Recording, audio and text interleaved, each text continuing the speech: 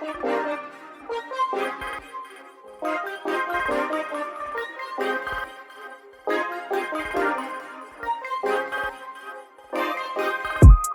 active, king of the palace, rubber like Malcolm, ball up fist in the air to the flashlight. Joining Coffee Community Culture Podcast Dialogue, where we talking about Black men educators. Last week, we maybe a couple weeks ago, we celebrated teachers around the country. With Teacher Appreciation Week, but in my opinion, we should be giving their roses, their flowers, every single day because they take time without they take time without our students and making sure that they have the resources and the information that they need to learn and to be educated and so that's the reason why I'm particularly interested in speaking to this young gentleman, Mr. Dominic Fields, who's representing Black Men Teach, initiative of Black educators and how it impact our community and particularly our Black youth. So I appreciate you coming on to talk to us tonight. How are you doing, sir? I'm doing good. Great being here. Thank you for having me. Yes, man. So just give me a little background on yourself as far as being an educator. How long you've been doing it, and what you're currently doing in the field of education. Yeah, so I've been in education, I feel like all my life. I've been around kids or teaching kids or working with individuals. If it was with housing, education, tutoring, everything. So I graduated from college up here, St. Olaf College in 2013 with my undergrad in sociology. So I was awarded a state as well, which meant that I was basically in foster care. And I knew of the situations that my family was in, but I also knew that I didn't want to go that route. And I knew that I wanted to help in my community. I just didn't know how. So I also knew that education was the key and was going to be a foundation to my success. So doing that, I started working in after school programs, worked for the Boys and Girls Club, doing college access programming, getting kids to understand the cost of college, getting them to college, helping them with scholarships, teaching within different settings of the classrooms of different ages. So I would say I worked with pre-K all the way up through college. So I'm working with men that are in college, high school, elementary, and what I'm doing now. But I went and got my master's degree because I felt that I had a lot of experience with work, and I was like, man, what more can I do to show, to walk this walk and talk this talk? So I went and got my master's degree in educational leadership, and I ended up at Black Men Teach. So I'm here now. I'm the program director. I work closely with our high school cohort, our college cohort, and some with our teaching cohort. So we basically have 3 different folds that we are working with, trying to make sure that we're changing the narrative of education and Black men in education in the state of Minnesota, specifically elementary school. So how did that work? Like, do you or you have a relationship with maybe school boards or just different schools as individual schools in Minnesota? For sure. So we work primarily in the Twin Cities, surrounding the Twin Cities. For the high school cohort, we work closely with 2 high schools right now, about 30 young men. They're in the Ed Pathway program, which is students that are interested in education are able to gain a college credit by being in this class in high school. So they're able to go to schools and gain internships, go on college visits. And then Black Men Teach is the entity that comes in a few days of the week that work directly with the young Black males within the group. So within that group, we are teaching them about the field of education, the history of education, how lucrative it could be as a career. One of the things that we do here, like the first question I always get asked is, Mr. Dom, aren't teachers broke? And it's like, with that, there's definitely some truth to that, but we're trying to circumvent that, which I'm guessing we'll get into that a little bit later in some of the things that we're offering for our men. So we teach them, we're teaching our high school guys that education can be a pathway for you to be successful. It's not just what you always see. And what we know that we don't see as Black men is teachers that are African American, right?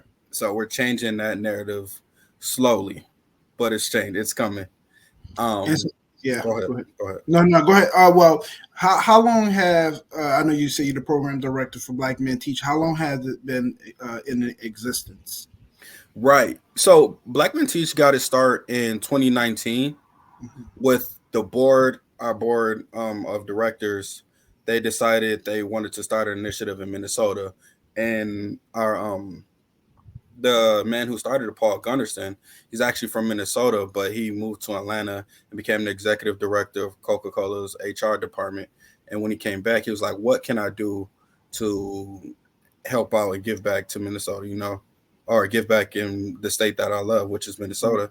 So he started this board, pulled some educators together, pulled some people, some very sharp, bright minds together to see what could be done. And they looked at the rates of education and how, although Minnesota may be top of the state in like healthcare, education, housing market, it's similar across the United States. But when you go down to the bottom of it, you factor in the people of color, we're usually dead last in most of these categories. So what can we do to help combat that?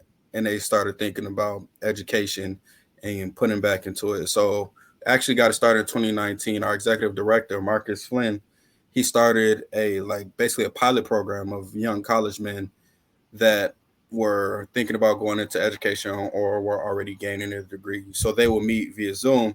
This is COVID time, so it kind of slowed everything down. They started meeting during Zoom and going back and focusing on education, authenticity, mental health, whatever it may be that we were focusing. Mental health was a big thing. Yeah, 2019, absolutely. and even leading to now.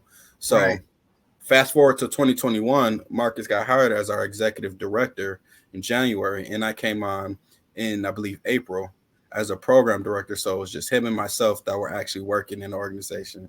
So we just hit the ground running, started recruiting men to be in the program, started running these different groups, having our sessions with our men, getting into high schools, recruiting those guys, and then making sure that our guys that are graduate are matriculating into becoming teachers. Right. So basically it started in 2019, but we hit 2021 is when we really started going. Yeah. So. And how big is your staff? Is it maybe one branch, or is it spread over the Twin Cities, or how many staff members you have now? 2019. So, now we have 4, which is 4 branches. No, 4 individuals. That's working at Black. So 4 of us doing all of this work, but we are growing. We're growing. So help is on the way. Help is on the way. Trust me, man. Doing all this work, it's not for the weak. I'll tell you that. It's definitely not for the weak. Yeah, well, 4 individuals with a lot of kids to seek. Yeah, that's definitely a lot of work. And so you have, I guess, people, men that you've been recruiting, who you've helped groom to become educators, become advocates of Black Men Teach. Those are you speaking of to join the staff and your mission to draw more educators or get more people to get into the education? So let me take a step back. So through the high school, I work specifically with them, usually by myself, depending on what we are doing the time of the year. So I'm in the classroom with those guys, teaching them all of this curriculum, like the histories in Minnesota and that. But we actually started BMT Academy, where we had co-instructors, we have guys that are in college, and then we taught 8 high school guys that are at Patrick Henry High School, or Henry High School, curriculums surrounded by social emotional learning. So we talk about self-awareness, self-management, and teaching kids how to deal with compulsiveness and things of that nature. Wow. Like, what is your triggers? And then they were able to teach it to a group of 3rd through 5th graders. And they did that for the last 5 Saturdays. We actually just finished. So when we transition to our college cohort, we have about 27 men that are in schools, traditional, non-traditional. So we have 2-year guys, and then we have 4-year guys. And what we're doing with them is focusing on education, creating a brotherhood of educators that are going to go into the workplace well prepared to teach these young students. Our focus is elementary education. Okay. Let me take another step back. Our mission is to recruit, prepare, place, and retain Black men in the state of Minnesota in Okay. elementaries in one of our 8 partner schools. So, Okay. with these men in college, they're in schools. We're providing them with scholarships up to $20,000 for their 4 years, as long as they're committed to Black Men Teach, coming to our college cohort sessions, and then plan on working in one of our 8 partner schools. We are committed to them. We're providing them with coaches that are also in the field of education. They've been teachers, they're principals now, they're in superintendents, whatever it may be, Mhm. and then they're placed in a group of a. They're all placed in groups. I'm taking another step back. The theme this year. Sorry, I got all my ideas down, but it's like all coming together. Yeah. No, man. I get excited talking about this. So. So our guys are in college cohort, right? So they're placed in different groups depending on where they are Okay. at within their college career. Our theme this year is Sankofa, which loosely translates to pull from your past to inform your future. Right. So Mhm. we understand that education in the Black community or community of color, that was like our focal point until it was taken away from us. Like that's what we survived off of, Right. getting education, being better, understanding that we had to be knowledgeable and had to know at times too. Right. So with our men, we wanted that to be how they focused on their education and what they were bringing to the classroom. Everything that you're learning now comes from your fat past and it will inform your future, right? Right. And then we put them into groups that were um, Black female pioneers of our past. So Bethune Cookman, I'm drawing blanks right now, but Bethune Cookman, Stockton, a bunch of names that you see on colleges, or when you go on to look into our Black history books, you'll see these names and like, wow, these are individuals that helped pave the way for us. Right. So we wanted our men to pay homage to that by being in these groups. And That's then when they're in these groups, like I said, we have monthly college cohort meetings. We do yearly excursions. So we do 2 excursions a year. We took our men out to Harlem to visit the Harlem Children's Zone, which was amazing. And what they're doing out there is like, that's what we're trying to replicate. wow. So, So you guys have relations, and I'm probably getting ahead of myself when I ask this question because I have one. Before I get into that, because I was going to ask you the relationships you have with other organizations, such as your organization around the country, not just in Minnesota. Um, but you did mention about the scholarship, the $20,000 scholarship. mm-hmm. How those scholarships funded? Are you guys being sponsored? Do you get grants or whatever? How are you raising money to provide scholarships for these young men? For sure. So we do get a lot of grants through individuals, wealthy donors, individuals that will make donations yearly, monthly, Okay. whatever it may be. Different organizations that give us money, and then we just got state funding as well. So we are working with individuals that actually help us, which is going to be very good for us. So our HR team doesn't have to go through all of that paperwork and stuff. They're going to be figuring out the scholarships for us, who gets how much, where it goes, who the right person is. Because, man, that's a headache in itself, thinking about it, trying to collect documentation from our man. But we do get state funding now, and then we survive on a lot on grants. So people understand that it's needed. Oh yeah, 100%, 100%. So and how many recipients do you guys award these scholarships to? I guess. We actually just had that question today. Like, how many men should we have in our group? Because the conversation that we initially started, we're trying to take on as many men as that want to be educators, but now we're having to revamp because it's like, how much is too much? We don't want to be failing our men in the sense of losing them in their cracks. Like, are they ready to be in our program? Are we ready to receive them the way that they want? Or is it just they see the money in this, like, I'm going into the field of education. Yeah. It's like, education is not for everybody. I know, but how you navigate that? How you navigate who's really serious about getting their education or not? So one, you have to be getting a degree in K-12 or K-12 licensure, K-6, whatever it may be. Once again, our focus is elementary education. Right. So that's the first thing. You have to be in a 2-year or 4-year college in the state of Minnesota. So that we get messages from individuals from everywhere, which like we try to put them to different programs. There's other programs with similar names, like Black Men in Teaching or 100 Black Men. I hear about these different groups that are in different areas across the nation. So we try to get them into whatever group fits or works with them. But with our men specifically, they have to be pursuing the elementary education. They have to want to go into teaching, and then they have to come to our sessions, our requirements. We do volunteering sessions. We have our, once again, our monthly cohorts. We have our excursions of you have to be, when we took our men to Harlem, it's like, first of all, who doesn't want to go there? So who doesn't want to go there for free? It's a lot of history, right? there. Man, we learned so much. It was amazing. I can't wait to go back. I'm gonna take my family back actually, when they're a little bit older. But I'm taking them back. But they have to be participating. They have to be advocates of the program. So you have to have a 2.0 GPA to be in the program, and then you have to be in good standing with school. So a lot of things happen, of course, with guys not being able to pay their tuition, or they need extra money on the back end. So we do have emergency funding as well for those guys, because a lot of our guys have families as well. Yeah. So it's not just our guys going to school and that's it. Like we gotta take care of families. Down my car. I got to get to this point. How can you, like, so we understand all of those challenges that we're trying to circumvent and help our guys navigate as well, because it's not just point A to point B. Right. No, I definitely get it.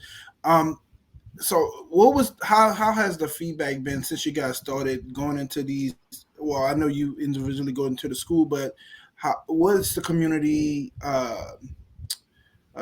response and for this particular program to helping young Black men and students in general? It is well received. I think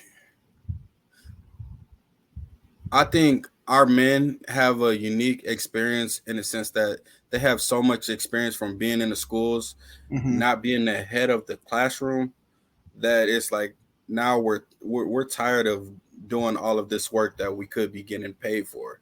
Right? We're actually doing this work that we shouldn't be doing, or we're not getting paid for, and we sometimes know more than the head teacher of the class, right? So when we talk to the parents, they're saying the same things. They're like, why isn't he teaching? How can we get him? Do you have any more? We get individuals calling us. Do you got anybody that can come to this school and teach right now? We will start them today. So I get emails like that, like weekly, monthly. Like, do you have anybody that come here? I got friends asking me, how do I get in the program? Like, bro, you don't want to teach. Like, stop it. So, and then we actually, like I said, we just finished our BMT Academy, and we had parents asking us, so what's next? What else do you guys do? How come we never heard of y'all, right? So, and of course, we're fairly new. Our name is getting out there. I actually got the BMT Academy shirt. I'm going to show it right now. Oh, yeah. So we got our BMT Academy. Got it for all the staff and the students. But we got people asking us, like, the reception is well received. Individuals like, how come this hasn't been here sooner? And we're like, how come you guys didn't give us no money sooner? So exactly, it is what it is.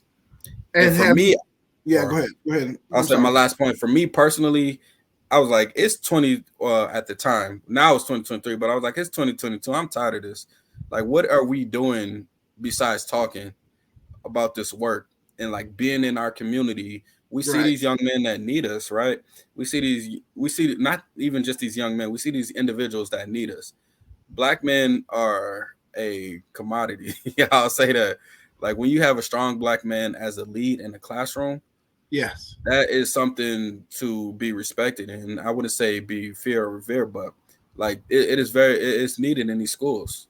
Most definitely. I mean, you're 100% correct, because I remember vividly when I was going, especially elementary school, I didn't have many Black men teachers in high school, but then in elementary, I had several, and it impacted me greatly. Like, I was so focused, and not just the discipline aspect of it, just to see someone who looks like me, and a man at that, sort of like leading their classroom and teaching with so much passion, and see how much he cared for his kids. It just remind me, of what fathers could be with their with their kids inside of the household. So it's Right, right. sort of like an extension.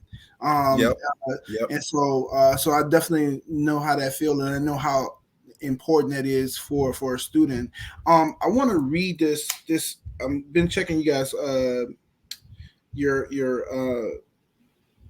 your IG page, Yep. and there was a I want you to explain this to me. It says black students who had just one black teacher by third grade were 13% more likely to enroll in college, and those who had two were 32% more likely. Explain that statistics for people who just break that down to what that mean. Yeah, for sure. So one of our core values, we have a couple core values, is authenticity, right? Yeah. So we believe that everybody should be in a position. If you can't be your authentic self, then you shouldn't be there. There's no reason that you should be in a position where you can't be yourself. That's where you hear a lot of our teachers across the nation leaving. Like, I didn't feel comfortable being in that position. I couldn't be myself. I felt alienated. It's never for the students, right? So when these teachers are in this classroom as their authentic self, you have students that see that and they're like, oh, you look like me. You're wearing Jordans. I can dress like that. I can teach.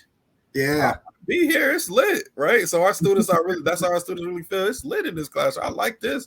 Like it makes school enjoyable again. You have somebody that you can relate to, right? You have somebody that can marry you. Now you might not share the exact same experience, but you have experiences because you are a student of color and they are a teacher of color. So you feel like you are more comfortable in that classroom. You can go to that teacher. You know that teacher is going to be real with you. I tell everybody about one of our teachers, Mr. Thetis. He's an OG. Trust me, he's OG again. Thetis, like he talked to the students very real, and he tell the students like how it is. And then when you walk in the classroom, you never hear that from. You don't hear that from any teachers in any of these other schools. Like this person being very real with me, but the students understand that it's love, right? So it's not you go sit down at your desk. It's hey, bro, what we doing right now? What you supposed to be doing? So they understand, they get that talk. So it's like, man, I feel very confident in myself to come to you with issues that I do have. Whereas if I'm in this classroom, I feel like this teacher is picking on me. Whereas it's him, it's feel like it's all love. And I can show up as my authentic self and be real. Like we can kick it, we can goof around, but I know that I will get stuff done because I know where we stand at with our relationship. And I feel like that explains exactly what that statistic is.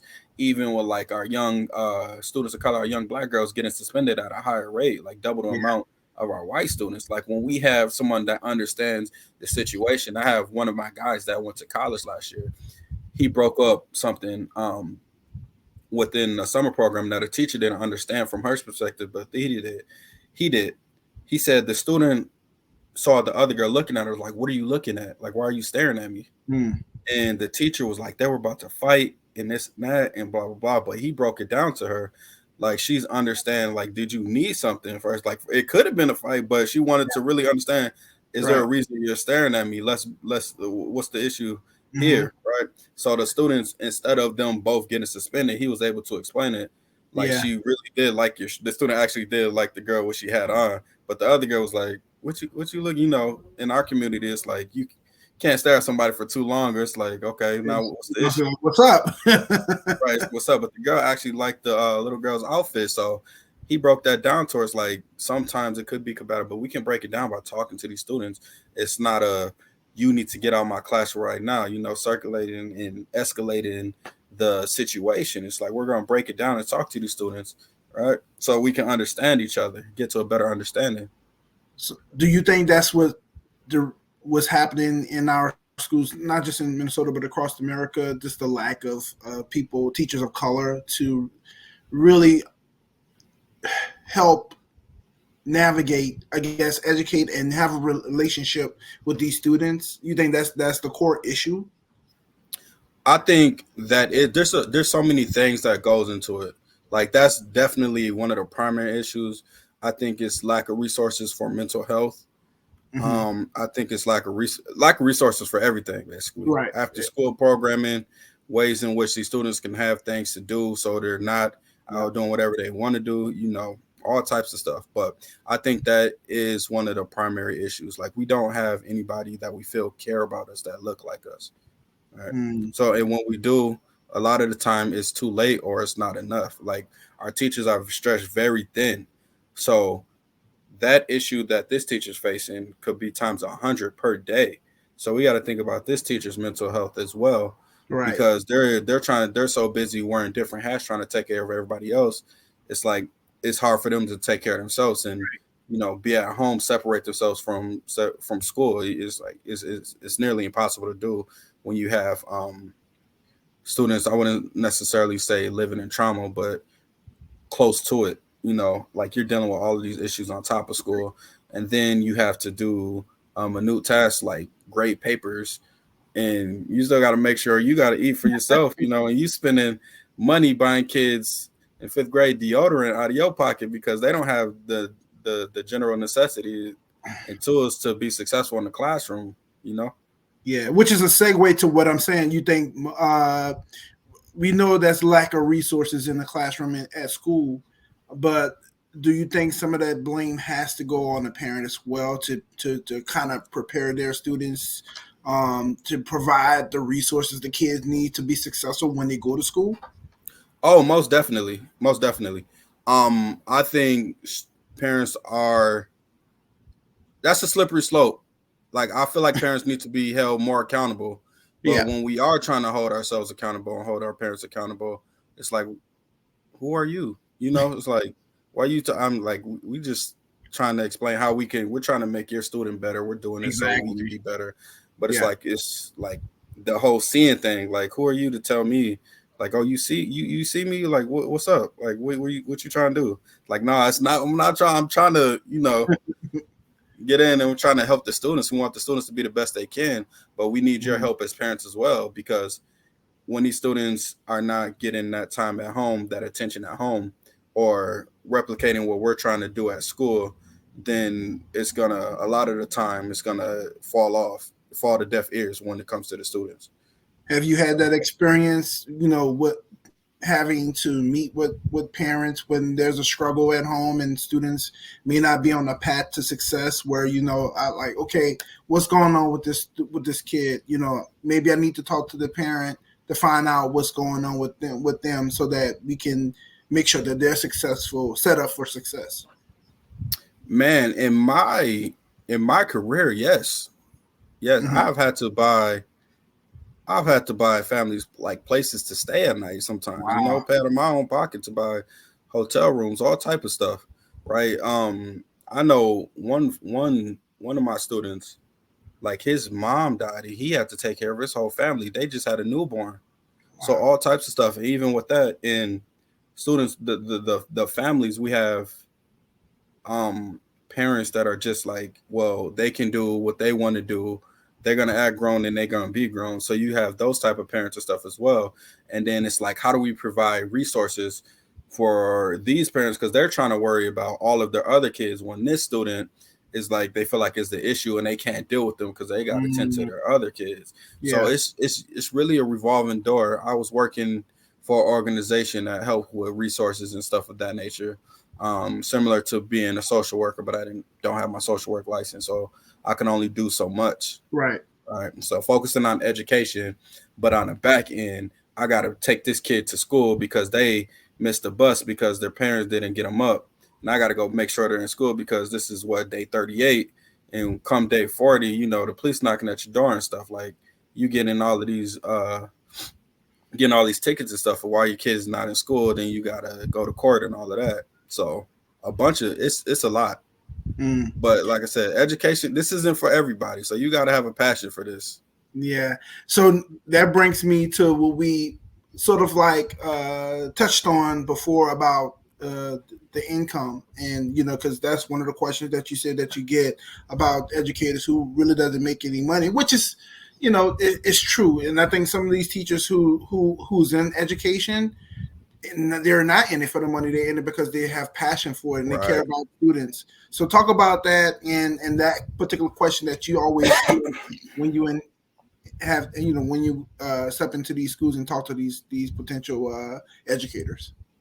Right. So what I like about education is um a lot of the time if you're not getting paid the amount that you feel that you should be getting paid, like if you're a lower tier, you have the tier one teachers, tier two, tier three, and then Mm-hmm. when you're tenured in that nature, there's a lot of programs that helps with that of loan forgiveness. So if you're working in this classroom or working in this section for a certain amount of time, your loans will be forgiven, or you're giving money on the back end for home ownership and a lot of stuff. Which brings me to my point. We just rolled out a home ownership program for men in our with Habitat Humanity for up to $30,000 for first time home buyers, which is like we're trying to change the game in that sense. It's like, okay, so if you're not getting paid, if you feel like you're not getting paid, this is how we're going to combat that.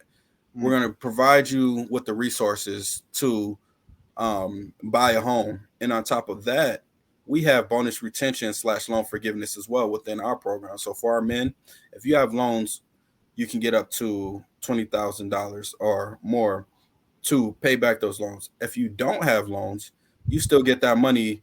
It circulates by year. As long as you're teaching for up to 5 years, you get money for the first year. For the second year, you can use that money to buy a car, start your family, pay off some other debt that you have, travel, whatever you want to do. That's great So incentive. that's some of the things that, yeah, we're trying to do because we understand that life happens basically. Yeah.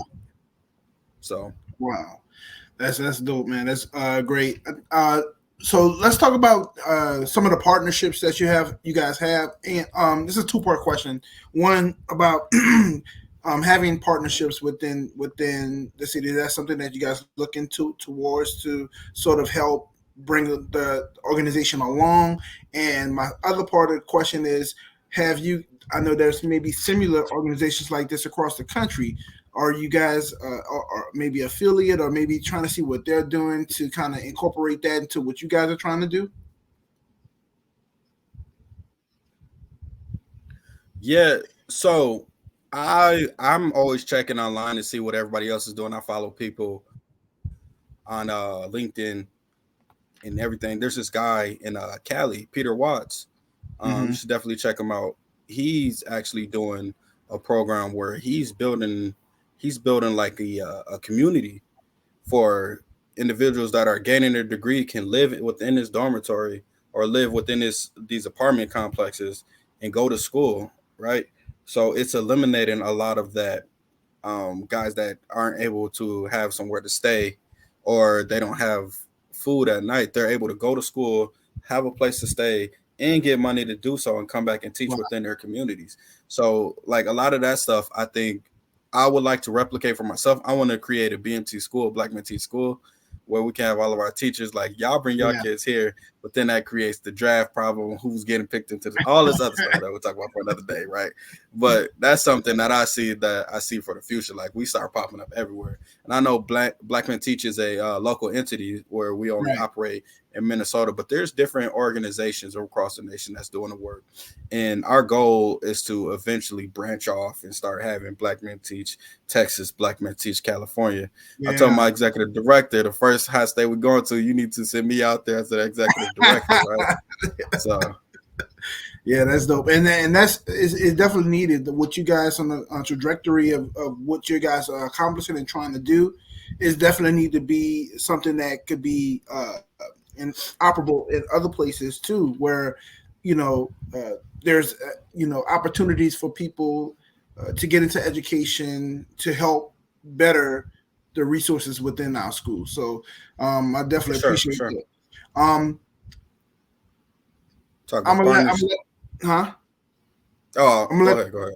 I give this the floor to all my guests about how for people who wants to be involved in Black Men Teach there in Minnesota. And yeah, I guess you already explained the requirements, but if you wanted to pitch, if you was to pitch them, what would you tell them, and how would this benefit them in the long run? For sure. So the first question that I always ask everyone, have you ever had a black male teacher in the classroom? And then you said you've had, what was the earliest age that you had a black male teacher?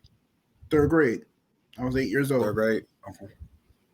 That's and where you from I'm originally, from or where did you go to New, school? New Orleans. I'm from New Orleans originally. Okay. What do you think? We're talking about Minnesota. What do you think Yeah, the percentage of black men in Minnesota that teach are? I'll say the single digits, probably 3 to 4%. I wish. No, it's 0.5%, right? Really? So, yeah, there's only about 0.5% of educators in the state of Minnesota. And when you break that down, that leads to about 220 men. So we got to think about 220 men across first, second, third, fourth, fifth, sixth, through junior high, through high school, right? Through about 70,000 students just in the inner cities. You can Wow. only have that experience if you go to these particular schools. So what we're trying to do is create um, a group of men that want to be within these communities, teaching kids that are like us, that look like us, that are here for us, right? We understand that a lot of us didn't have the best education experience. Mm-hmm. A lot of us had that teacher that told us we weren't going to amount to nothing, or that we can't follow our dreams, whatever it may be, right? But what Black Men Teach, we're trying to create those young men that mirror us. We're trying to do it brick by brick. So we have these individuals that want the best for you, that want the best for your interest, or want the best for your future, because we understand that you are the future, right? So what we do at Black Men Teach is we get a group of y'all together. We create brotherhood, a bunch of individuals that want to go to school, that want to work together, safe place for everybody. You talk about your mental health, talk about how you're feeling, family. It goes way beyond education. Once we come together, we can go back to our communities better as young men or as men, and then make our communities better through education. So, and then of course throwing the $20,000, that never fails. We get y'all Never. $20,000 to go to school now too, so don't slide at that. Oh man. Hey Dominic, man, I appreciate you hopping on, man. Let my viewers know how they can contact you, how they can keep up with the Black Men Teach movement. Yeah, so follow us on all platforms, blackmenteachtc.org. We're on Instagram, LinkedIn, Facebook, all social media. And then for myself personally, Dominic Fields, you can find me on LinkedIn, reach out. I'm pretty sure I can send you my information as well if you'd like to share, but all of my contact, you can go to our webpage, blackmenteachtc.org. You can find out more information, donate, whatever it may be. If you got somebody in Minnesota that you think would be good for this program, send them my way, please. Yeah, actually, I do, because I didn't tell you that I attend college in Minnesota, but it was Western Oh Minnesota, yeah, University of Minnesota Morris. Is Morris. Okay. Morris. Okay. Yeah, man, 5,000 people. Like I went straight from New Orleans to Minnesota because my guidance counselor from Minnesota, and she said, "Listen, she sent me off like my junior year, and in high school, my junior in high school, to study the Mississippi River at the University of Minnesota Morris." I enjoy. I mean, it was a culture shock, but I enjoy. Yeah. I wanted to get away from the city. I wanted to get away from New Orleans. I wanted to do something different. I wanted to meet different people. And so, yeah, so I spent 4 years in Minnesota. But I mean, I dabbled in the Twin Cities because it was only like a 3-hour hike from Morris. But yeah, man. So I definitely know people there. Okay. I definitely send them your way. Maybe you could partner up with them and see how we can, create more change. That's what you're already doing, brother. And I appreciate what you're doing.